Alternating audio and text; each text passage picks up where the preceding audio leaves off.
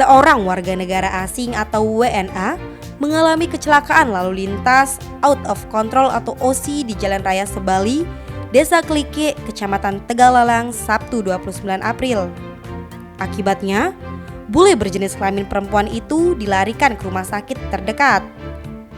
Berdasarkan informasi yang dihimpun di lapangan, peristiwa itu bermula ketika pukul 18.30 WITA, korban anak Koneva 25 tahun yang mengendarai sepeda motor Yamaha NMAX datang dari arah selatan menuju ke utara.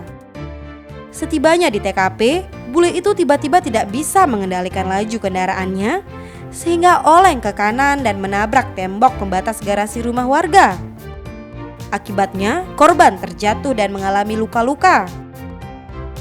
Dikonfirmasi terpisah, Selasa 2 Mei, AKP Muhammad Bayangkara mengatakan, kecelakaan itu diduga terjadi akibat korban yang kurang fokus saat mengendarai sepeda motor.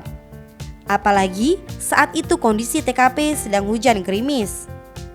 Akibatnya korban mengalami patah tulang hidung, mata kanan lebam, tulang pipi kanan patah, bibir atas robek, dan dirawat di RSU Payangan.